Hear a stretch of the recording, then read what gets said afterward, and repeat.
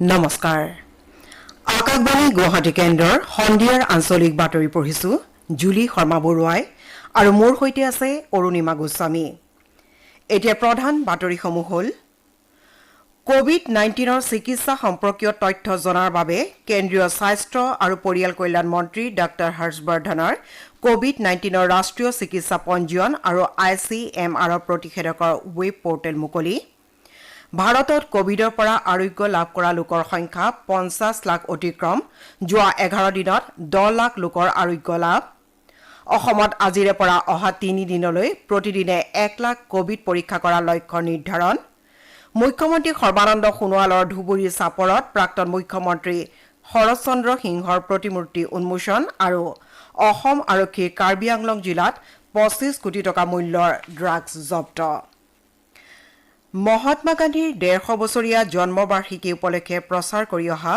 বিশেষ শৃংখলাৰ অংশ হিচাপে আজিৰ এই বুলেটিনত মহাত্মা গান্ধীয়ে এখন প্ৰাৰ্থনা সভাৰ পাছত দিয়া ভাষণৰ কিয়দাংশ অন্তৰ্ভুক্ত কৰা হৈছে গান্ধীজীয়ে কৈছিল যে মানৱৰ প্ৰতি সেৱাই হ'ল ঈশ্বৰৰ প্ৰতি আগবঢ়োৱা সেৱা इसमें किसी को पूछने की गुंजाइश नहीं रहती है जो सेवा करना चाहते हैं वो करें क्योंकि इतना बड़ा क्षेत्र पड़ा है लेकिन हम ऐसे पंगु बन गए हैं कि हमको किसी को बताना पड़ता है अभी यहाँ आज तो सेवा का क्षेत्र इतना बड़ा है कि जितने मिल जाए वो सबको करना ही है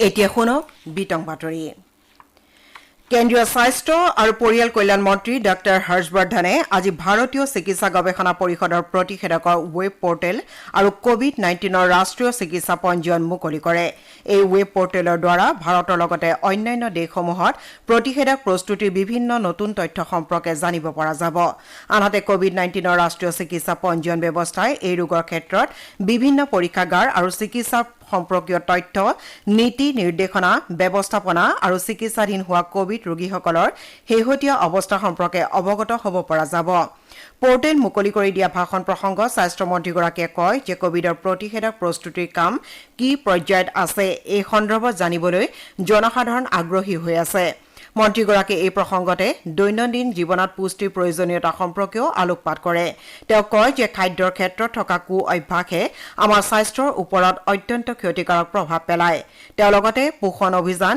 ফিট ইণ্ডিয়াৰ দৰে কাৰ্যসূচীয়ে এই ক্ষেত্ৰত জনসাধাৰণক সজাগ কৰাত গুৰুত্বপূৰ্ণ ভূমিকা গ্ৰহণ কৰিছে বুলি উল্লেখ কৰে ভাৰতত কোভিড-19ৰ পৰা আৰোগ্য হোৱা লোকৰ সংখ্যাই 50 লাখ অতিক্ৰম কৰিছে স্বাস্থ্য মন্ত্ৰালয়ে প্ৰকাশ কৰা মতে যোৱা 11টা দিনত 10 লাখ লোক সুস্থ হৈ উঠিছে দেশত প্ৰতিদিনে 90,000ৰো অধিক লোক এই ভাইৰাছৰ সংক্ৰমণৰ পৰা মুক্ত হৈছে সম্প্ৰতি দেশত চিকিৎসাধীন ৰোগীৰ তুলনাত আৰোগ্য হোৱা লোকৰ সংখ্যা প্ৰায় 5 গুণৰো অধিক মন্ত্ৰালয়ে প্ৰকাশ কৰা মতে চিকিৎসা সম্পৰ্কীয় আন্তঃগাঁথনিৰ দ্ৰুত উন্নীতকৰণ কোভিডৰ নীতি নিৰ্দেশনা মানি চলা চিকিৎসক আৰু স্বাস্থ্য কৰ্মীসকলৰ চেষ্টা আৰু একাগ্ৰতাৰ বাবে এই সফলতা লাভ কৰা হৈছে সম্প্ৰতি দেশত আৰোগ্য লাভৰ হাৰ 82.58% যোৱা 24 ঘণ্টাত 74,000ৰো অধিক আৰোগ্য হৈছে ভাৰতত বৰ্তমান মুঠ আক্ৰান্তৰ 15.85% লোক চিকিৎসাধীন হৈ আছে দেশৰ বিভিন্ন চিকিৎসালয় আৰু কোভিড চিকিৎসা কেন্দ্ৰসমূহত এতিয়া 9,62,000 লোকে চিকিৎসা গ্ৰহণ কৰি আছে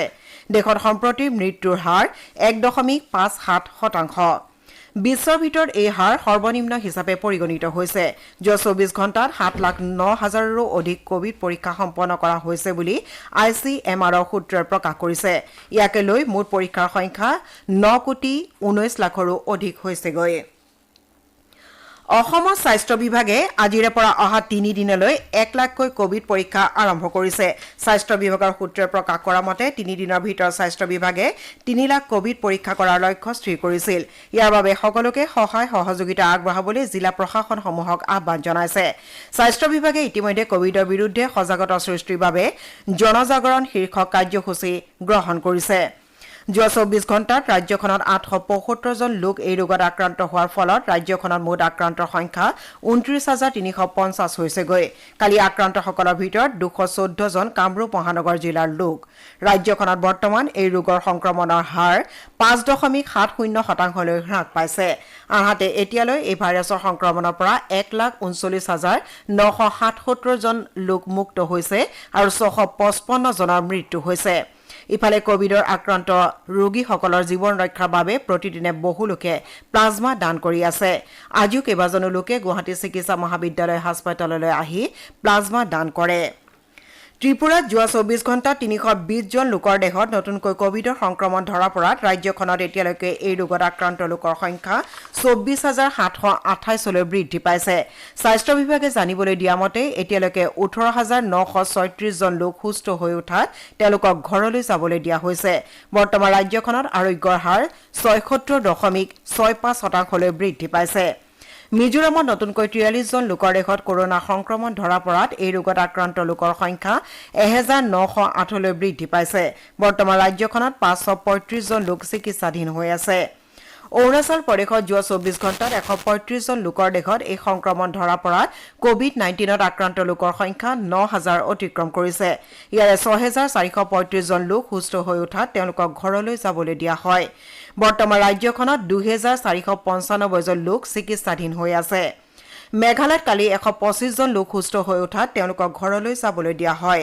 ইফালে কালিৰ দিনটোত ৰাজ্যখনত 90 জন লোক আক্ৰান্ত হোৱাত এই ৰোগত আক্ৰান্ত লোকৰ সংখ্যা 5,302লৈ বৃদ্ধি পালে। বৰ্তমান 1,480 জন লোক চিকিৎসাধীন হৈ আছে। মুখ্যমন্ত্ৰী সৰ্বানন্দ সোণোৱালে আজি ধুবুৰী জিলা চাপৰস্থিত ৰত্নপীঠ মহাবিদ্যালয়ত জননেতা ভূতপূৰ্ব মুখ্যমন্ত্ৰী শৰৎ চন্দ্ৰ সিংহৰ এটা প্ৰতিমূৰ্তি উন্মোচন কৰে। ইয়াৰ লগতে তেওঁ ভূতপূৰ্ব মুখ্যমন্ত্ৰীগৰাকীৰ স্মৃতিত 1 কোটি টকা ব্যয় সাপেক্ষ নিৰ্মাণ কৰা স্মাৰক উদ্যান, প্ৰেক্ষাগৃহ আৰু জননেতাগৰাকী পুনৰ নিৰ্মিত বাসগৃহ কপুত নীৰৰ শুভ উদ্বোধন কৰে। এই উপলক্ষে আয়োজিত অনুষ্ঠানত ভাষণ দি মুখ্যমন্ত্ৰী সোণোৱালে কয় যে প্ৰাক্তন মুখ্যমন্ত্ৰী শৰৎ চন্দ্ৰ সিংহ সততা, নিষ্ঠা আৰু অনাড়ম্বৰ জীৱন যাপনৰ এক উজ্জ্বল নিদৰ্শন আছিল। নতুন প্ৰজন্মই এই মহান নেতাগৰাকীৰ জীৱন আৰু কৰ্মৰাজি অধ্যয়ন কৰি নিজকে একোগৰাকী সুনাগৰিক হিচাপে গঢ়ি তুলিবলৈ মুখ্যমন্ত্ৰীয়ে আহ্বান জনায়। দুৰ্নীতিৰ বিৰুদ্ধে ৰাজ্য চৰকাৰে চলাই অহা অভিযানৰ কথা উল্লেখ কৰি মুখ্যমন্ত্ৰীয়ে সকলো বিদ্যাৰ্থীকে তেওঁলোকৰ যোগ্যতা আৰু মেধাৰ যোগেদি চাকৰি লাভ কৰিবলৈ যাতে সক্ষম হয় সেই দিশত আত্মনিয়োগ কৰিবলৈও আহ্বান জনায়। মুখ্যমন্ত্ৰীয়ে লগতে কয় যে শিক্ষাৰ প্ৰসাৰৰ ক্ষেত্ৰত ৰাজ্য চৰকাৰে গুৰুত্ব আৰোপ কৰাৰ লগতে আৰ্থিকভাৱে দুৰ্বল পৰিয়ালৰ ল'ৰা ছোৱালীয়েও যাতে উপযুক্ত শিক্ষা গ্ৰহণ কৰিব পাৰে তাৰ বাবে বিভিন্ন পদক্ষেপ গ্ৰহণ কৰিছে। প্ৰধানমন্ত্ৰী নৰেন্দ্ৰ মোদীৰ সবকা সাথ সবকা বিকাশ সবকা বিশ্বাস নীতিৰ আধাৰত ধুবুৰীৰ পৰা শদিয়ালৈ সম উন্নয়নৰ বাবে বৰ্তমানৰ ৰাজ্য চৰকাৰে বিভিন্ন পদক্ষেপ গ্ৰহণ কৰিছে বুলিও মুখ্যমন্ত্ৰীয়ে উল্লেখ কৰে। ৰূপসী বিমানবন্দৰ অতি শীঘ্ৰেই বিমান চলাচলৰ বাবে মুকলি কৰা হ'ব বুলি উল্লেখ কৰি তেওঁ কয় যে দেশৰ ভিতৰতে দীৰ্ঘতম দলং 18 কিলোমিটাৰ দৈৰ্ঘ্যৰ ধুবুৰী ফুলবাৰী সংলগ্ন দলং নিৰ্মাণৰ প্ৰচেষ্টা হাতত লোৱা হৈছে। আজিৰ অনুষ্ঠানত সাংসদ প্ৰদান বৰুৱা, অসম পৰ্যটন উন্নয়ন নিগমৰ অধ্যক্ষৰ লগতে বহু গণ্যমান্য ব্যক্তি উপস্থিত আছিল। শ্ৰোতাসকলে সন্ধিয়াৰ আঞ্চলিক বাতৰি শুনিছে আকাশবাণী গুৱাহাটী কেন্দ্ৰৰ পৰা। অসম আৰক্ষীয়ে কাৰ্বি আংলং অসম নাগালেণ্ড সীমান্তৰ পৰা 25 কোটি টকা মূল্যৰ ড্ৰাগছ জব্দ কৰিছে। অসম আৰক্ষীৰ সঞ্চালক প্ৰধানগৰাকীয়ে টুইটযোগে কয় যে যোগীঘোপাৰ ইছমাইল আলী নামৰ লোকজনক আৰক্ষীয়ে এই সন্দৰ্ভত নিজৰ জিম্মাত লৈছে।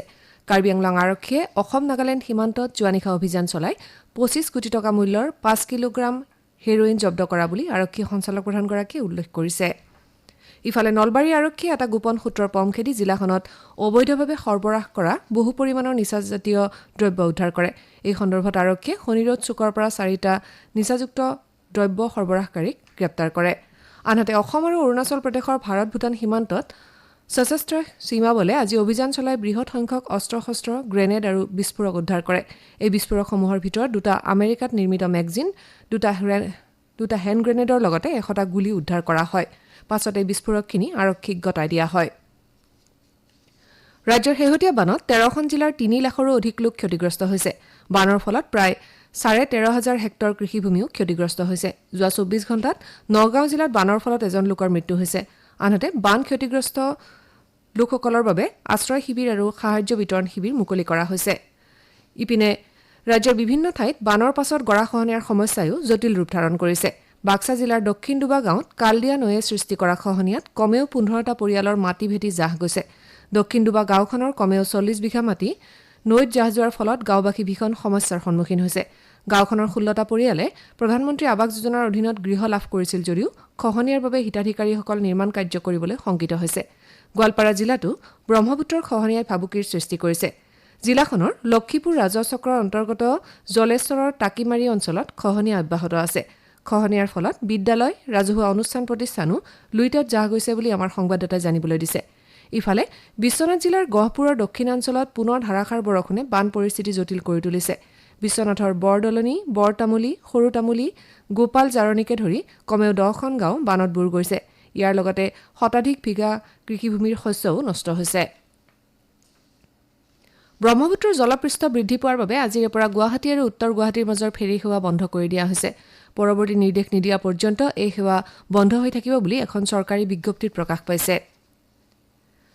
ৰাজ্যৰ বন আৰু পৰিৱেশ মন্ত্ৰী পৰিমল শুক্লবৈদ্যই আজি লামডিং সংৰক্ষিত বনাঞ্চলৰ বৰলাংফাৰত এখন সাহিত্য মনীষী উপবন মুকলি কৰে। এই উপলক্ষে আয়োজিত অনুষ্ঠানত দিয়া ভাষণত বনমন্ত্ৰীগৰাকীয়ে অঞ্চলটোৰ জনসাধাৰণক বনাঞ্চলখনৰ সৌন্দৰ্য আৰু সম্পদ অটুট ৰখাৰ বাবে বন বিভাগক সহযোগিতা আগবঢ়াবলৈ আহ্বান জনায়। তেওঁ কয় যে এই উপবনখনত বিভিন্ন ধৰণৰ উদ্ভিদ আৰু জৈৱ বৈচিত্ৰ্য থাকিব। তেওঁ লগতে সকলোকে প্ৰকৃতি সংৰক্ষণৰ বাবে আগবাঢ়ি আহিবলৈও আহ্বান জনায়। অহা 30 ছেপ্টেম্বৰ পৰহিলৈ হাজোত ৰাজ্যিক পৰ্যায়ৰ পোষণ মাহৰ সামৰণি অনুষ্ঠান অনুষ্ঠিত হ'ব। এই অনুষ্ঠানত সমাজ কল্যাণ মন্ত্ৰী প্ৰমীলা ৰাণী ব্ৰহ্মৰ লগতে সমাজ কল্যাণৰ জ্যেষ্ঠ বিষয়াসকল উপস্থিত থাকিব। ইপিনে আজি ওদালগুৰি জিলাত চাইল্ডলাইন আৰু সমাজ কল্যাণ বিভাগৰ উদ্যোগত হৰিশিঙাৰ মান্তিকিৰি গাঁৱত জিলা মহিলা শক্তি কেন্দ্ৰ আৰু অংগনৱাড়ী কৰ্মীৰ সহযোগত ৰাষ্ট্ৰীয় পোষণ মাহ পালন কৰা হয়। এই উপলক্ষে আয়োজিত সভাত সমাজ কল্যাণ বিষয়াগৰাকীয়ে বিভিন্ন ধৰণৰ ফল-মূল আৰু গছপুলি ৰোপণ কৰাৰ পাছত মহিলাসকলৰ যত্ন আৰু পুষ্টিকৰ খাদ্যৰ বিষয়ে ভাষণ দিয়ে। অনুষ্ঠানত জিলা শিশু উন্নয়ন প্ৰকল্প বিষয়া নীলাক্ষী বৰদলৈৰ লগতে ভালেকেইগৰাকী বিশিষ্ট ব্যক্তি উপস্থিত থাকে। বিশ্ব জলাতংক ৰোগ দিৱস উপলক্ষে আজি শিৱসাগৰ জিলা পশুপালন আৰু পশু চিকিৎসা বিভাগে গুৱাহাটী পশু কল্যাণ সংস্থাৰ সহযোগত বিশেষ কাৰ্যসূচী গ্ৰহণ কৰে। এই উপলক্ষে পুৱা 8 বজাৰ পৰা শিৱসাগৰ জিলা পশু চিকিৎসালয়ত বিনামূলীয়াকৈ জলাতংক ৰোগ প্ৰতিষেধক চিটা প্ৰদান কৰা হয়। এই অনুষ্ঠানত 40টা কুকুৰ আৰু মেকুৰীক চিটা দিয়া হয়। আকাশবাণী গুৱাহাটী কেন্দ্ৰৰ প্ৰাক্তন বাতৰি পৰিৱেশক তথা শিল্পী গোলাপ শইকীয়াৰ দেহাৱসানত মুখ্যমন্ত্ৰী সৰ্বানন্দ সোণোৱালে গভীৰ শোক প্ৰকাশ কৰিছে।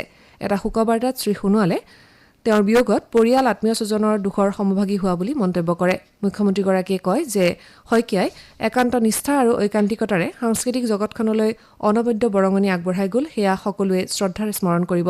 ইপিনে আজি আকাশবাণী গুৱাহাটী কেন্দ্ৰৰ চৌহদত গোলাপ শইকীয়া আৰু কেন্দ্ৰটোৰ প্ৰাক্তন অধীক্ষক অভিযন্তা তথা চেন্নাই নিবাসী এ ৰাজাগোপালৰ আত্মাৰ সদগতিৰ বাবে শোকসভাৰ আয়োজন কৰা হয়। শোকসভাত উপস্থিত থাকি কেন্দ্ৰৰ মুৰব্বী ৰুচি আগৰৱালা, অভিযন্ত্ৰী শাখাৰ সঞ্চালক ৰবীন চন্দ্ৰ বড়ো আৰু কেন্দ্ৰৰ সঞ্চালক ৰাজীৱ বৰুৱাই গোলাপ শইকীয়াৰ কৰ্মৰাজিক শ্ৰদ্ধাৰে সোঁৱৰে। অসমৰ প্ৰাক্তন মুখ্যমন্ত্ৰী আৰু AIUDFৰ নেতা আনোৱাৰা তাইমুৰৰ আজি দেহাৱসান ঘটে। অসমৰ ৰাজনীতিত দীৰ্ঘ সময়ৰ বাবে জড়িত থকা নেত্ৰীগৰাকীৰ মৃত্যুত অসম ৰাজ্যিক বিজেপিৰ সভাপতি ৰঞ্জিত কুমাৰ দাসে গভীৰ শোক প্ৰকাশ কৰিছে। বাতৰি শেষ কৰাৰ পূৰ্বে শুনক গান্ধীজীৰ প্ৰিয় ভজন। वैष्णव जन तू तेहने कहिए जे पीर पराई चने रहे पर तू के उपकार कर तू ये मन अभिमान नहाने रहे वैष्णव जन तू तेहने कहिए जे पीर पराई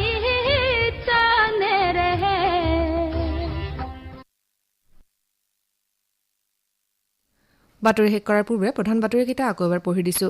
কোভিড-19ৰ চিকিৎসা সম্পৰ্কীয় তথ্য জনাৰ বাবে কেন্দ্ৰীয় স্বাস্থ্য আৰু পৰিয়াল কল্যাণ মন্ত্ৰী ডাঃ হৰ্ষবৰ্ধনৰ কোভিড-19ৰ ৰাষ্ট্ৰীয় চিকিৎসা পঞ্জীয়ন আৰু ICMR প্ৰতিষেধকৰ ৱেব পৰ্টেল মুকলি।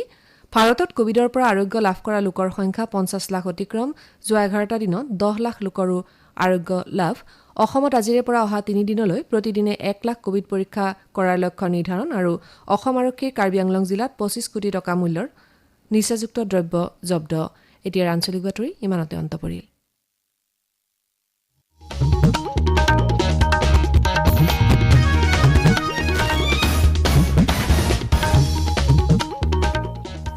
ये आकाश